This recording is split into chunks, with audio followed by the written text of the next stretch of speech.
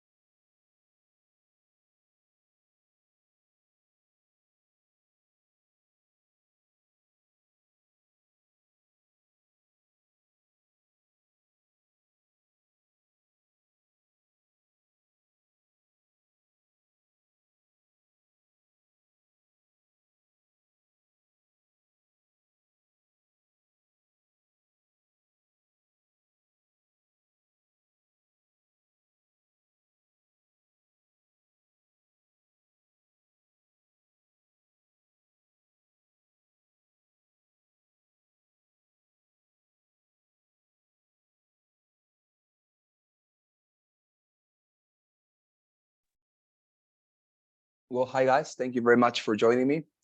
Great. Well, be very much welcome tonight. As I say, we're going to be discussing the rest of the speaking section task number 1 that we initiated yesterday. If you remember, those of you who were present in our last class, and well, as I say, we're going to finalize tonight with the theory on this part of the exam list. And then we're going to practice. We're going to dedicate our entire efforts to practice for the speaking section, okay, during the rest of the week. So let us go very rapidly to talk about that.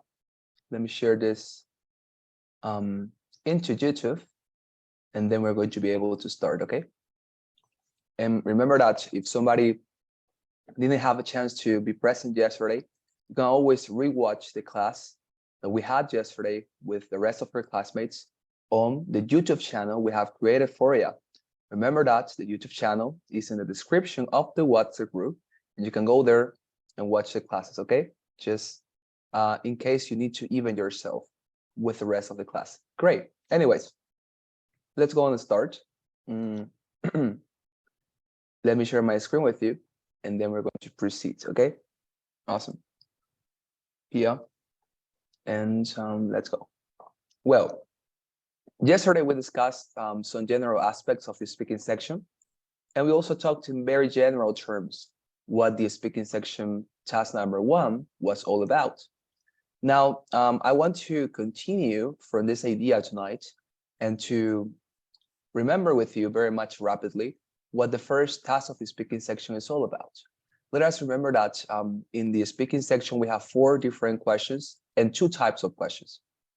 The first question is the only question that pertains and belongs to this first type of question that is called independent question, okay? So in this first task, you'll be required to say your opinion on a general topic, and you will have to defend and sustain it. You will have little time to finish this task, as we said yesterday, which breaks down to a preparation of 15 seconds and a response of 45 seconds. Now, remember I told you yesterday, this is a very simple question to respond. The only thing that happens here, ETS gives you a theme or a topic. You read that topic, and it's always going to be a topic that requests your opinion. We're going to be able to see that tonight because I'm going to show you on the simulator how this works. But trust me, it's a very simple question or theme. It's like some people prefer bananas and other people prefer apples as I don't know, as brunch. Which one do you prefer, right? And then you have to give your opinion according to those options. You could say, well, in your response, right? I prefer bananas. That's your opinion, fantastic. But the rest of the response must be dedicated to defend your position. There must be some reason why you believe that bananas are better than apples for brunch. So you have to defend that idea in the rest of the response by offering some arguments, motives, illustrations, experiences you can come up with that, as I say, sustain your response, make it be justified, okay? And you have to look for those reasons, of course, and arguments, as I say, in these 15 seconds you have before you respond to that, as I say, are a preparation time, basically, okay? And remember, the reason why I brought this picture here is because this person is a very famous debater, right? And I told you yesterday, always when you are in this part of the exam, in the first question of the speaking section, imagine that you are a debater, as if you were debating, as if you were in a debate, because you don't merely have to present your opinion. You do not merely have to say what you think, which is fantastic. Of course, you have to do it, but you also have to defend it. You have to say why you believe that way, why you have that particular opinion. There must be a reason, as I say, or multiple reasons. So you have to expose them. Okay, very good. So let me show you this on the simulator before you make your questions. All right, let's just do something very quickly before I do that. I have to share my screen here with these people. Okay, great. Fantastic. So as I was mentioning you, let us go and see this on the simulator, okay? And then I'm gonna give you some time for making questions. Great, so look at this very much carefully.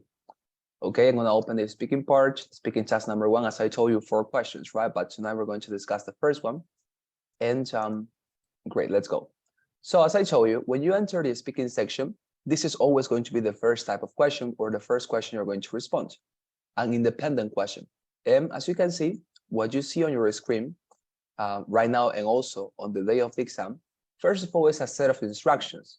You don't need to read this because certainly you know what to do beforehand. That's the reason why you're taking these classes. But the instructions are always going to be like this, right? You will now be asked to give your opinion about a familiar topic, okay? After you hear the question, you will have 15 seconds to prepare your response and 45 seconds to speak. What is that familiar topic they are talking about? This one. On the other side of your screen, you're going to have this theme or topic. Let us read in this case what our topic for this question would be. Some parents educate their own children at home.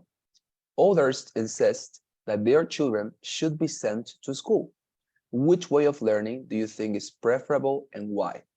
Now, look at this topic. It's very similar to what I told you. The illustration I used some minutes ago was, some people prefer bananas for brunch, whereas others prefer apples. Which one do you prefer, right? And notice that the question I offer you as an illustration is very similar to this one in the manner that is being asked. It's a very general topic. It's not something complex as if they were asking you. Some people like the relativity theory, and other people like, I don't know, the singularity theory. Talked about them, right? I mean, obviously they are not going to ask about things that you are not going to know or that you wouldn't have an opinion about, okay? They are not going to ask about science or for you to talk about science or something like that. Obviously, they know that people are not normally aware of those things. The question is always going to be trivial, general, very much, as I say, trifling. It's just something very much unimportant, but nonetheless, it's something that you can discuss and share your thoughts on. So notice that apart from that, there is a very interesting characteristic of this question. Although the question is free, like theoretically, you can respond whatever you want. Notice that the question is designed in such a manner that you are somehow forced to choose one of the options they give you. Because notice that here in this question, there are 2 different opinions or possibilities that they are suggesting you should respond or you should choose in your response. Notice, some parents educate their own children at home. So you have that first option, right? Some parents educate their own children at home, or others believe that children should be sent to school. So notice that those are the 2 options they give you. And then the question is, which way of learning do you think is preferable and why?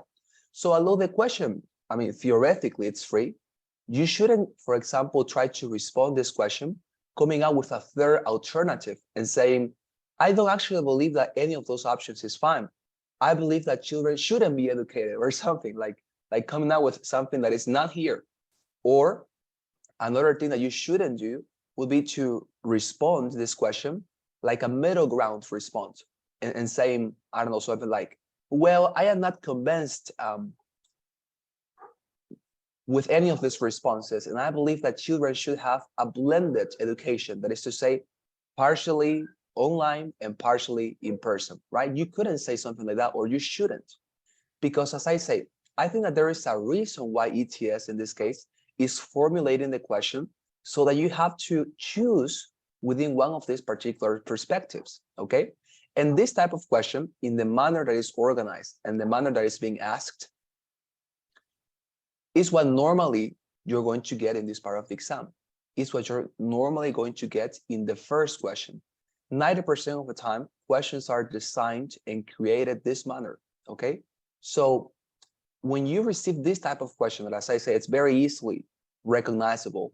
The questions are very trivial, very general, but they nonetheless present you with two alternatives to respond. As I say, always respond this question in your 45 seconds by choosing one of the positions or, let's say, options they offer in the question itself. Don't look for another alternative that is not suggested in the question, or don't respond in a middle ground scenario, saying any of these particular positions convince me. I believe that they are good and both of them should be understood and recognized. You shouldn't say that. I think that what they are trying to test in this opportunity is to see if you can stand up with your ideas, because remember, this exam is oriented to universities and companies, right? So when you are in the university, something tremendously important is to develop the skill to stand up with your own ideas and to be able to defend them in a very respectful manner.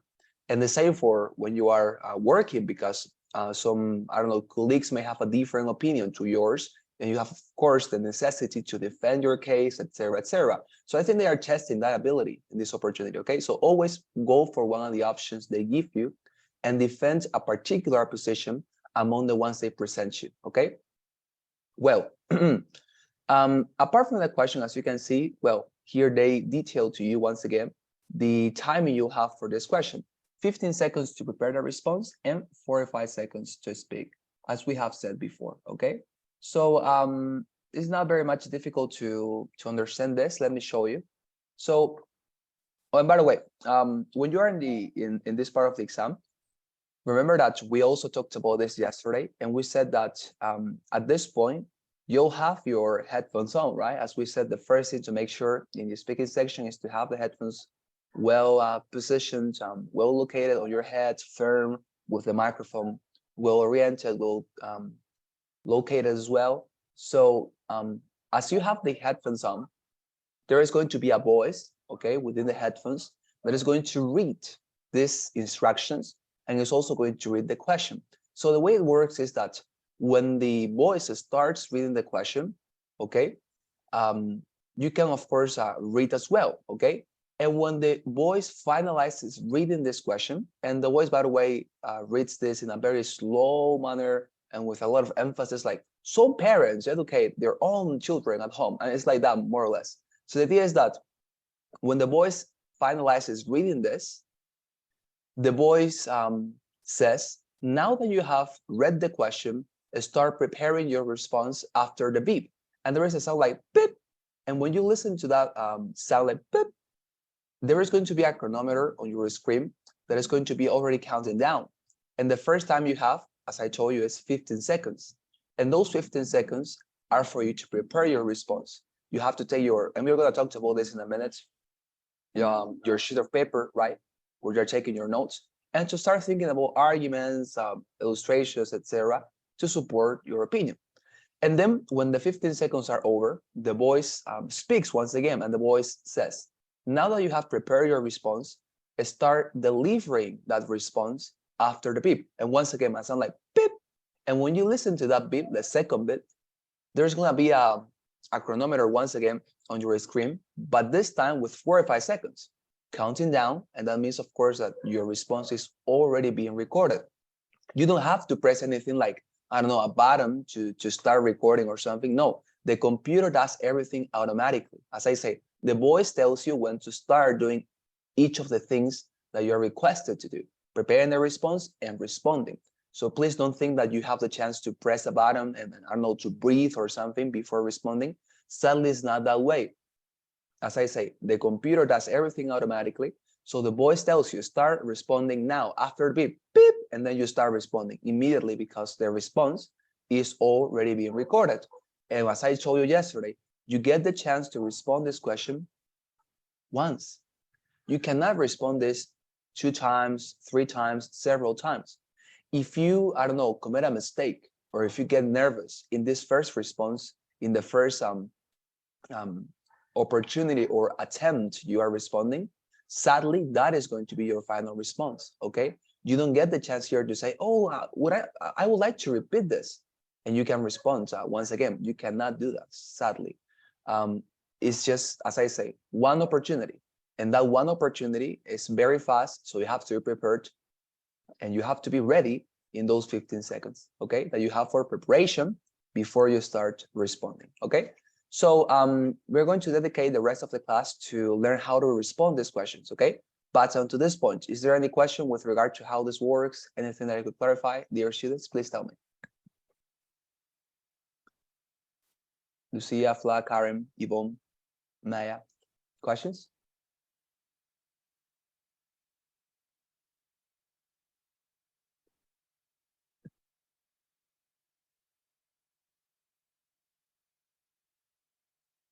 Okay. No questions then. Great. So let's go and see the, well, before I show you how to respond, I would like to deliver to you some examples, okay, that I recorded myself on this question, okay, so you understand more or less how this works. So here we are. So let us read this question together, okay? This is another question, and you're going to notice that the way it's written and the way it's organized and delivered is very similar to this archetype that I talked to you about. So notice this question says, some people believe that raising children is the most beneficial thing a person can do for society. Others are of the opinion that a person's career is their most important task in life. Which opinion do you find more persuasive? Okay, this is the question in this case. Now let me offer you a response that I recorded on my own for this question, okay? And you're going to be able to see how I responded to this in 45 seconds. Now remember, when you read this question, you have 15 seconds to prepare your response, okay? And by the way, as I told you, the voice reads this question as well, right? The voice that is in your headphones. And the voice, as I say, reads very slowly. So if you manage to read faster than the voice, dear students, so let's say the voice reads this question in, I don't know, 8 seconds. If you read this in 5 seconds, you don't have to wait until the voice finalizes reading for you to start writing your notes and preparing your response. You just have to start as fast as you understand the question. But as I say, the official 15 seconds to prepare the response starts when the voice finalizes reading this and the voice says, now start responding after the beep, like beep, but you can start preparing your response before. When you read this faster than the voice and you catch the idea, you start thinking and writing on your paper what is going to be your argument, your opinion, you can do that, okay? It's totally advisable. Great. So let me show you my response on this question. Remember that the question is that some believe that raising children is the most important thing you can do for society, and other people believe that is your career, the most important thing, right? So let's listen to my response and try to notice how am I responding, what type of response I'm giving. Try to identify the elements within my response. Listen.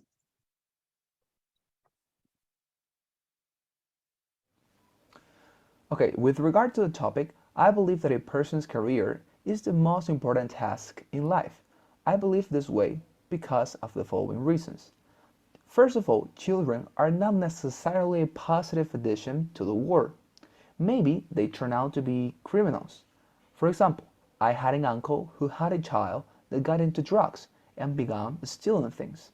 Secondly, if you're really good at your profession, you can come off with a revolutionary idea to positively affect people's life. As I want, for example, to be able to enact a law to allow people to create enterprises with very low taxes to improve their quality of life. Great, very good. So after I comment on my response, let us say this other question, okay? That is also from this type of question that is called independent question. Let us read this other question.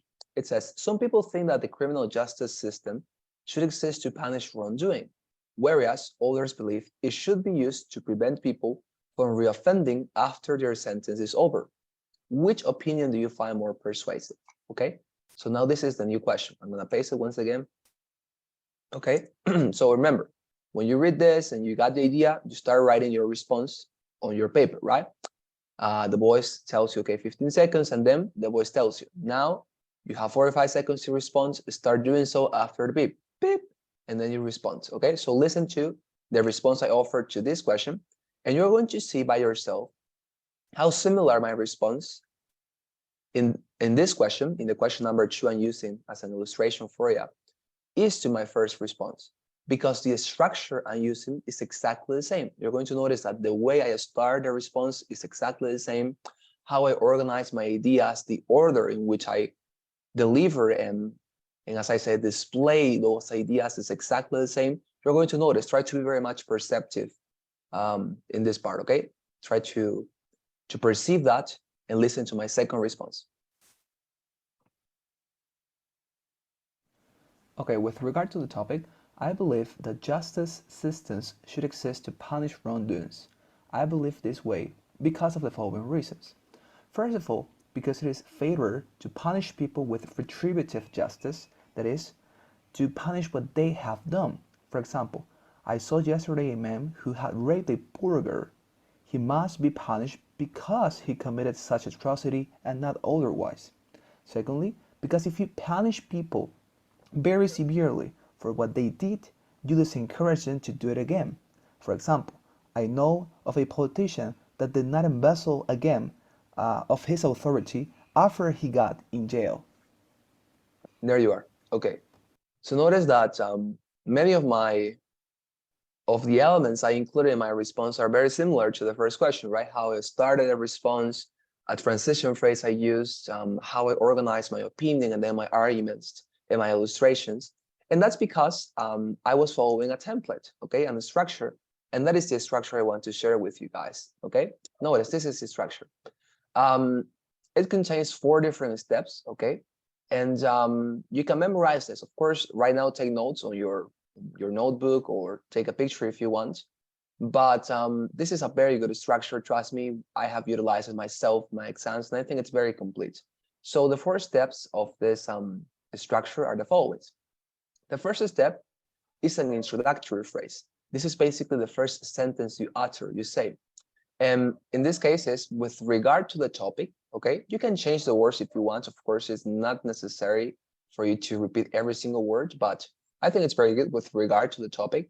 I had other students who tried to make this a little bit more complex and said, I came to the realization that, and he continued the response. Well, that was his technique, fantastic. But with regard to the topic, and after you say the sentence, then you state your opinion as you listened. I always did when responding to questions. For example, with regard to the topic, I believe that your career is the most important thing you do for society.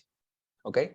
And notice that is what I do. With regard to the topic, I believe that criminal systems or justice systems, excuse me, should be held to punish wrongdoings. And notice that what I do after I mention this introductory phrase is to state my opinion in a very concise manner, in a very short manner and direct. I'm not offering a very long explanation yet. I'm not saying, well, the other day it happened to me when I was with my dog that I had this idea. No. With regard to the topic, and then you state your opinion as clearly and directly as you can. Okay? With regard to the topic, I believe that bananas are better for brunch. With regard to the topic, I believe that criminal systems should be used to punish wrongdoings. With regard to the topic, I believe that is your career what is the most important contribution to society. Okay, notice I'm being direct, very concise and clear, right? No redundancies, no ambiguity, nothing, okay? So after you say this with regard to the topic and you state your opinion, as I say, very concisely and directly, you go to the second step of the structure. There is this transition phrase, because of the following reasons. It's a transition that is very good because it allows you to transition it smoothly from the first part of the response, that is this introductory phrase, to the body of the response that is represented by these 2 arguments, the third and the fourth argument. So yeah, you say, right, for example, with regard to the topic, I believe that is your career the most important contribution to society because of the following reasons, right? Or with regard to the topic, I believe that criminal systems should be used to punish wrongdoings because of the following reasons, right? Notice that it's a very natural manner to say, hey, I have some reasons for this. I want to defend my position. So you can use this transition phrase, or if you want, you can come up with one. Of course, it's totally fine if you want to come up with another type of transition phrase, right? Then when you say this phrase, the transition phrase, then you continue with the most important part of the response, the arguments and the illustrations, because as I told you, you are debating, right? You are, in this case, defending, sustaining your position.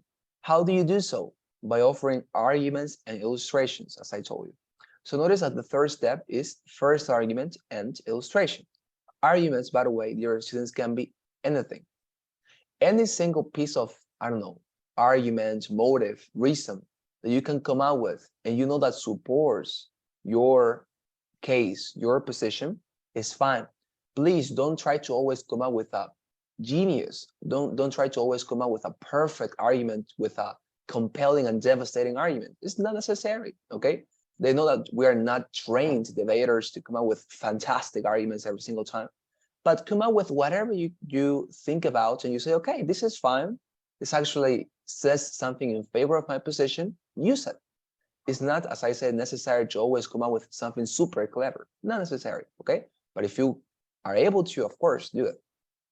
So in using an illustration for the topic about your career, what was my first argument? I said, right, with regard to the topic, I believe that your career is the most important contribution to society because of the following reasons. First, because I believe that children are not necessarily a positive addition to the world, right?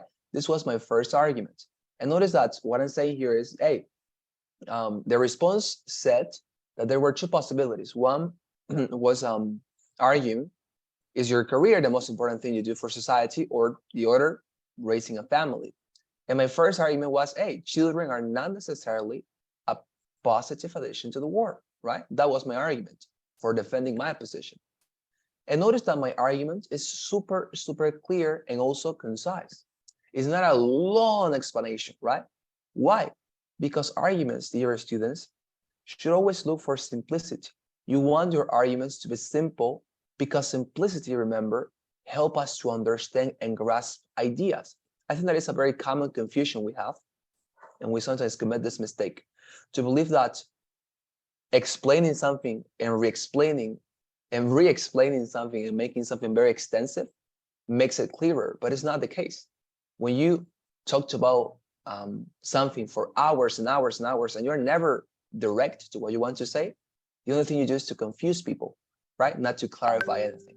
So the recommendation here, the thing here for you to do is, hey, I'm gonna state very concise, short arguments, and I'm going to help my reviewer, the person who listens to your response, right, to understand it better in my illustration. Because did it ever happen to you that when you were in class in high school, what attached to your mind more strongly was not the class of the professor on biology, but the story he told you about how he learned biology, for example, or a particular story he told you. And illustrations are way more powerful when we want people to understand something. That's the reason why we always offer illustrations. So your argument, as I say, must be clear and very short. You don't want it to be super large and to explain it. Better if it's just one sentence. Notice that in my case, it was just one sentence. Children are not necessarily a positive addition to the world. That's it. That's the argument. I'm not explaining that more and saying, and children also present very much high levels of I don't know, emotional abuse or emotional unconnectedness, whatever. I'm not re-explaining my argument. No, I'm making it short. I'm making it simple. And in my illustration, I take more time for my argument to be explained by using a story, okay?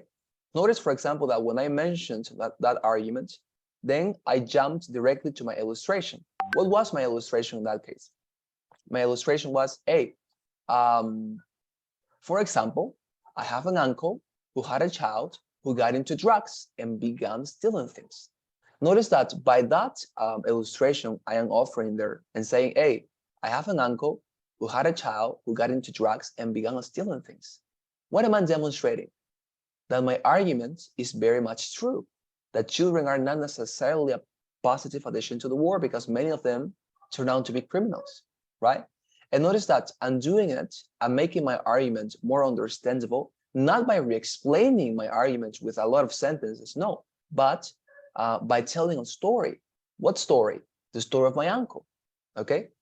And maybe if you're wondering this, my illustration is not even true, okay? I don't have an uncle who had a child who got into drugs and etc.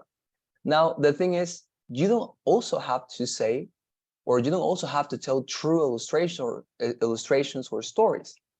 Your illustrations, dear students, must always be personal and specific. That's how you make a very, very powerful illustration, by making them personal and specific. By personal, I mean relating your illustrations to somebody, to yourself, to your family, to your friends. Better if it is somebody who is very much nearby you. As I say, your family, your best friends, these other friends, or yourself. It's always better if you talk about your very much nearby sphere or environment. Make it personal and make it specific. Do not say a very generic illustration. For example, instead of saying, I have an uncle who had a child who got into drugs, I could have said, there are many families who are fantastic at raising their children, but they turn out to be criminals at the end. I could have said that, right? But tell me if this second illustration is too generic. It's very generic, right? Because I'm saying, well, there are families. So I'm not being actually very much specific. But when I said my uncle had a child who got into drugs, I'm being super specific because I'm talking a particular person, right? I'm talking about a particular person, my uncle's son. So notice, as I say, make your illustrations very personal and very specific, and they are always going to be compelling because they are going to be super convincing and super, I don't know, think about them as if they were overwhelming and devastating, because you want to convince this person at the end, right? The reviewer, that you are well justified to have this opinion. So as I say, the argument, very short, very concise, very clear, and the illustration must contain two different elements or characteristics. It must be personal, that is to say, related to a person. It can be you, it can be your friends, it can be your family, it's okay. It can even be another person, but better, as I say, if you talk about your own environment, your own sphere, okay? And then it must also be specific. Do not say general and generic things. Try to always be super specific, super detailed, okay, and scrupulous. And by the way, as I told you, illustrations do not necessarily have to be true. Remember that this is a question that is about yourself. This is actually one of the few parts during the exam in which, as I told you yesterday, you are free to say whatever you want. There are no restrictions here, apart from, of course, as I told you, responding according to the topic. But apart from that, you can talk about whatever you want. And notice that if you, at some point, don't have a very good illustration that is true in your life, you can come up with one by making that illustration up. You can invent it.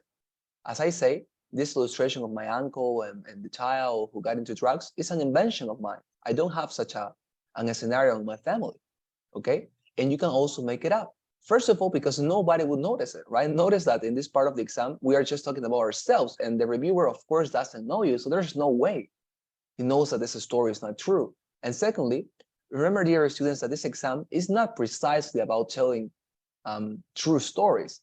This exam is about how good you are at speaking English.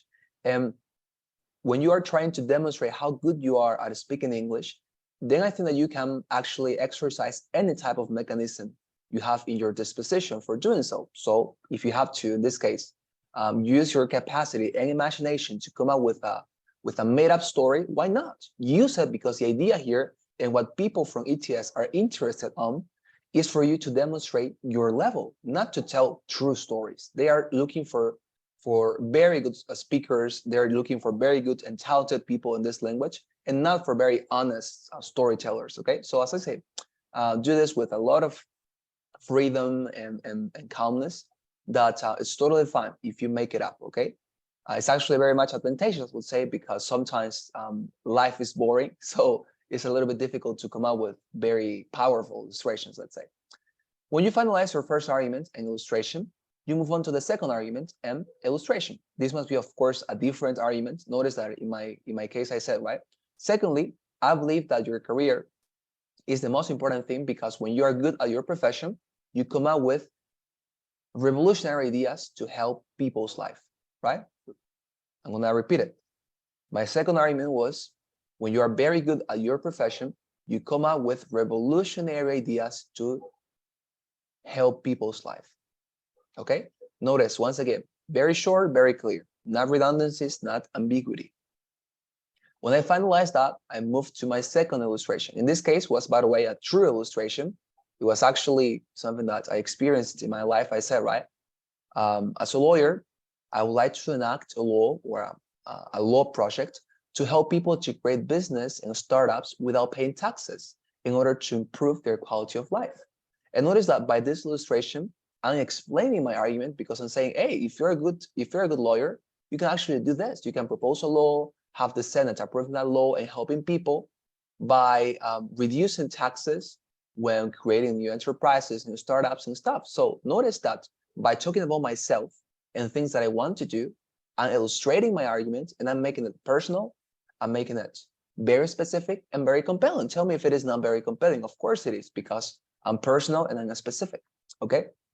So this is how you respond. By the way, there is not a conclusion here.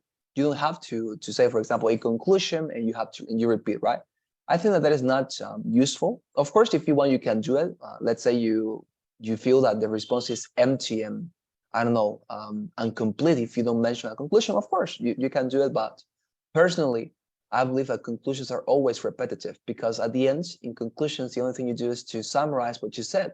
So what actual piece of important and relevant information you're adding to your response? No one, I would say. No response or no piece of information that is actually relevant or ingenious or something. So I don't use conclusions, and I try to concentrate and to invest more time on the important parts of the response. And as I say, it's a very clear opinion, two powerful arguments, and very good illustrations, personal and specific. Okay? Is there any question, dear students, with regard to how to use this template? Anything that I could clarify, please tell me. Questions on this? Lucia, Fla, Maya, Karen, Yvonne, questions?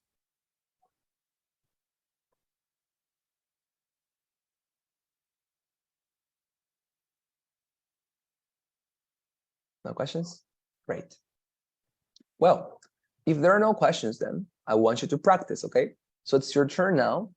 So please prepare your mic, okay, to speak, because now every single one of you, one by one, is going to respond to these questions, okay? As I told you, this is more about practice. So let's start with it. Okay, here we are. So I'm pasting right now to the chat box the first question we're going to use as practice, okay? Now, as I told you, in this case, I'm going to fulfill the role of this voice in your headphones that reads the question. If you read faster than me, start preparing your response, okay? And then, as I say, one by one, I'm going to give you the 15 seconds. Well, the 15 seconds are going to be for everybody. And then one by one, you're going to have 4 or 5 seconds to respond to the question, okay? Just state your opinion, the arguments, and illustrations for supporting that, okay? So I'm going to read. It says the following. Some believe it is important to learn as many foreign languages as possible. Others believe that speaking 1 or 2 languages fluently is enough. Which do you think is preferable and why? Okay, so now, dear students, that you have listened to that, start preparing, all of you, your responses now.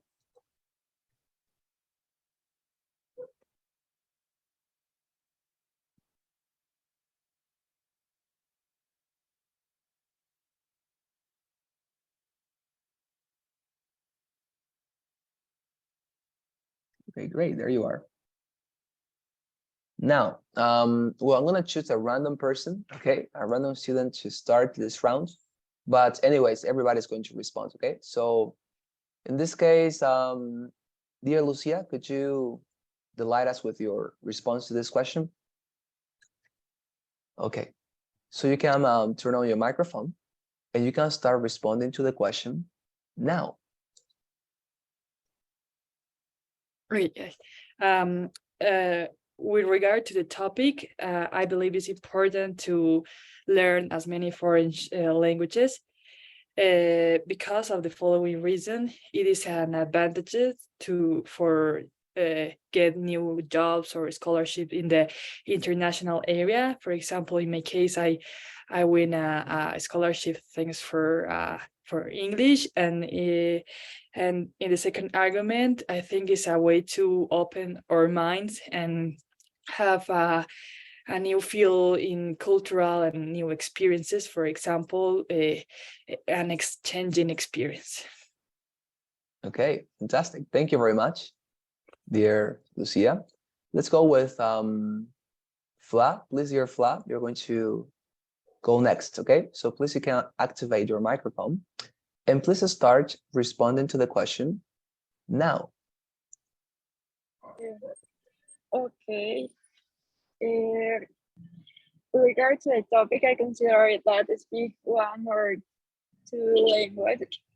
It's better because of the following reason. For example, my uncle speaks English and Spanish, and he have more opportunities to have new jobs.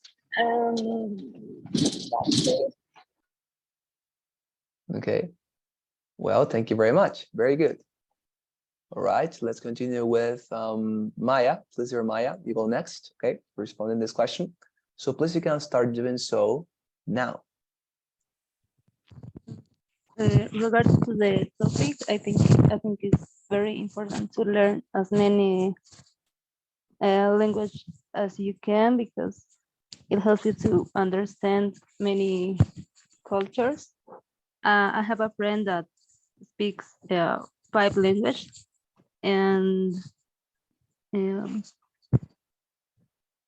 has friends all over the world.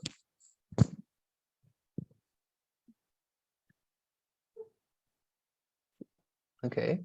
Oh, thank you. Thank you very much.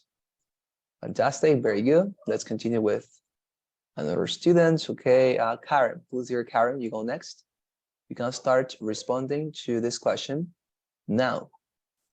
Okay, with regard to the topic, I think that it's important to learn as many foreign language because of the following reason. The first one is that it's important to learn many language because it's advantage if you want to do whatever you want.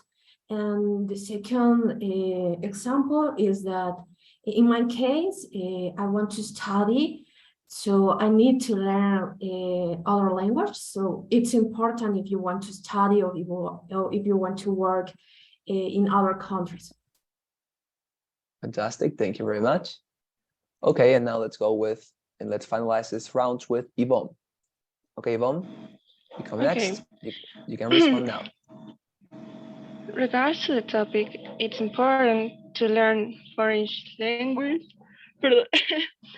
In my case, because I want to study in different countries, and I'm sorry.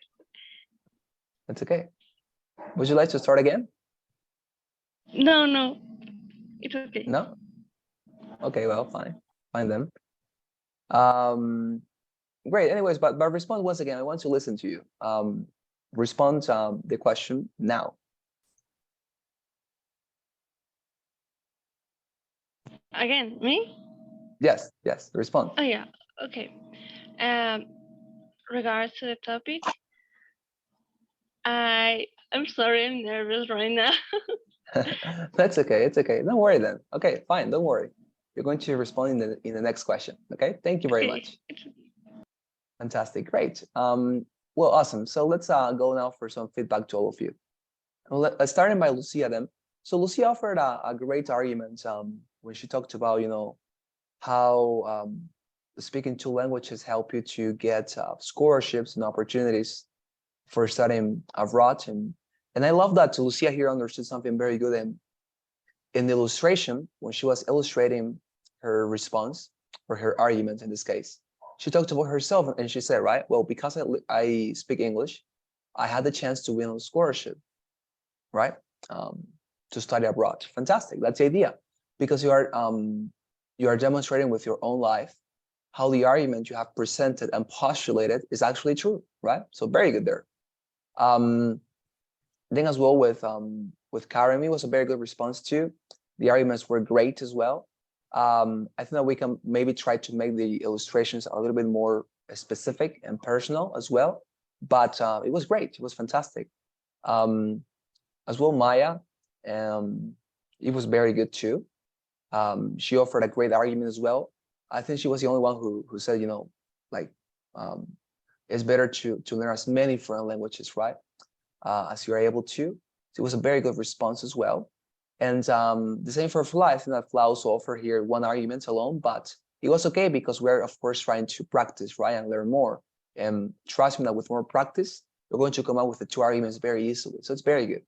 And as well as with Yvonne, don't worry, Yvonne, it happens, you know, very much that we get nervous when we are first practicing. So it's okay. We're gonna improve this in the next question. So I have it here for you. Let's go to the next questions that I can offer you a more detailed feedback now that I have listened to you this time. I think that I can notice more or less where you are coming right now. Here I have the next question. I'm gonna paste it here, okay? And in this case, I'm gonna give you 15 seconds to read it by yourself because I want to go to grab a pen to take notes on your responses and I can offer you more detailed feedback, okay? So please read this as I go to look for a pen because mine is not working right now. So 15 seconds, okay, to read this. And when I come back, once again, all of you are going to respond one by one, okay? So please read this.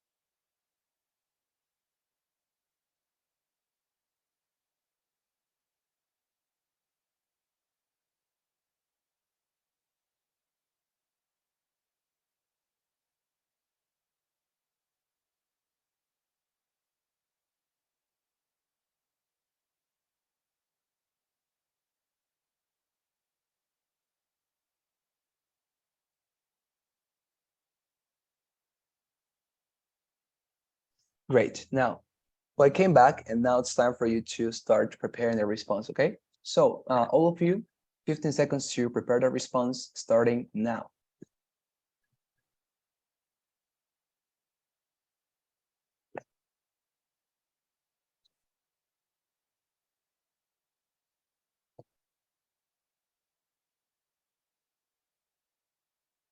Okay, great. So now, this time, Fla, you're going to start, okay, dear Fla. So please start responding to the question now.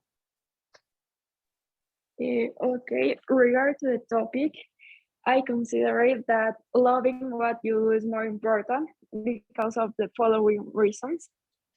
First of all, if you love your job, you're gonna do a great job and you're gonna give your 100%. And if you love your job, you're gonna be happy. And that's it. Okay. Very good. Thank you very much. Just let me finalize this. You're helping you around. Great. Awesome. Thank you. Let's go with the next person to respond. This question in this case, it's going to be Maya. Okay, please, dear Maya, you go next. You can start responding this question now.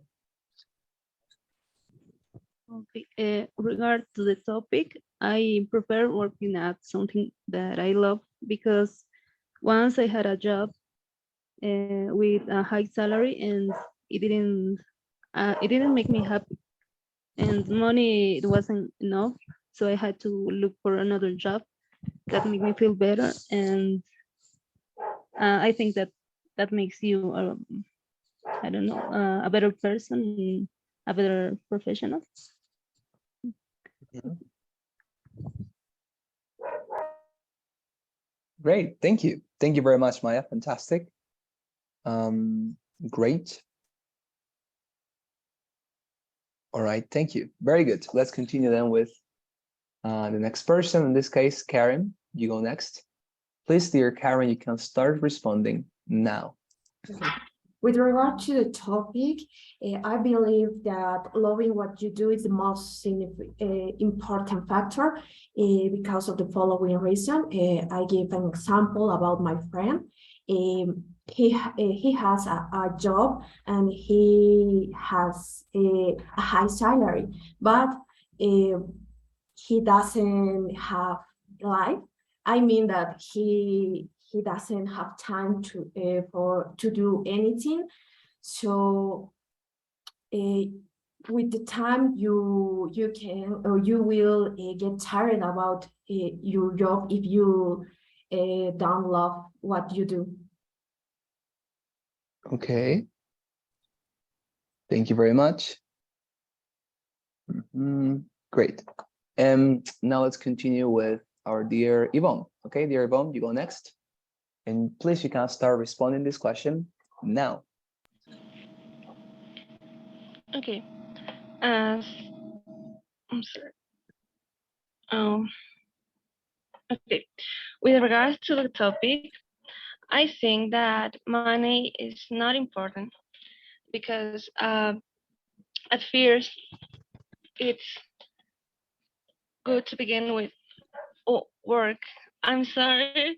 I'm not. Okay. Can I start again, please? Yeah, of course. Why not? Don't worry. Okay. It's totally fine. Okay, so please start now. Okay. Regards to the topic, I think that when you start, when you at the beginning, it's not important the salary, but what you love. It's important to do what you love because you will do it well and in learning from that. Okay. All right, thank you. Thank you very much, dear Yvonne. Fantastic. Great. And let us finalize with Lucia. Okay, so please, dear Lucia, you can start responding this one now. Okay, with regard to the topic, I believe that loving what you do is a more significant factor because of the following reasons. For the first argument, because if you have more passion and more motivation, you are going to do many other things. For example, in my case, I had a job in which in human rights, I opened my mind and I had new opportunities. And the second argument is that you can inspire other people. For example, I used to have a professor who inspired new generations with their passion and with loving what he did. Okay, thank you. Thank you very much, dear Lucia. Fantastic. Great. Now let me give you some feedback, okay, to all of you. We'll starting with Fla then. So Fla offered a very interesting argument. She said, you love your work. If you love your work, if you love what you do, you'll be happy, she said, right? And notice that in this case, she offered in this case a very much good argument. She said, well, if you love your work, you'll be happy. And well, maybe here what I could recommend you, dear Fla, would be to state that idea in a way simpler manner and more directly. Because notice that when you offered a response, what you did was to re-explain your response or to make a preface, right? You know what is a preface, right? How is this in Spanish? It happens to me sometimes that I forget words in Spanish. It's like prefacio, if I'm not wrong, is like an introduction. And that is not necessary. As I told you, it is okay, it is actually way better if you state the argument very clearly and directly. So your argument, when I listened to it, right, because you, as I say, made some sort of preface to the argument itself was, if you love your work, you'll be happy. So instead of making that very long explanation of the argument before coming to this final sentence, you could have said the sentence alone and saying, well, firstly, because when you love your work, you'll be happier. That's it. That's the argument. Okay. As I say, simplicity in the arguments is what we are looking for. Okay. And the rest, fantastic. Well, in this case, of course, better if you try to implement an illustration. But apart from that, great. I think that we're going to improve very much in the following days. Then Maya as well. Maya offered a very similar argument. She said, right, well, when you are not working in something you love, you're not going to be happy. Great. It was a good argument as well. And here's something that I would maybe highlight and, of course, to comment about, and that I will actually recommend to everybody is not saying phrases like, I don't know. I listened when Maya was responding. At some point during the response she freezed a little bit and she said, well, I don't know, right? And she continued. Those types of expressions like, I don't know, or I guess, or probably, are not the types of expressions you want to offer in this case. Because notice that when you offer those expressions, what you're conveying is that, well, first of all, insecurity, right? That you are not very much sure about what you're going to say next. And secondly, you are conveying, well, unsatisfaction with your own ideas, right? Because you're saying, I don't know, like if you were not constructing your case as good as you would, and of course, you're not coming out with a very good conclusion. So I don't know, or words like I guess, or but probably are things that you would like to avoid, okay, in the responses. But apart from that, great response to your Maya. Then Karen, for example, what Karen did in this case was she said, right, I believe that also you should do what you love. And here she offered directly the illustration.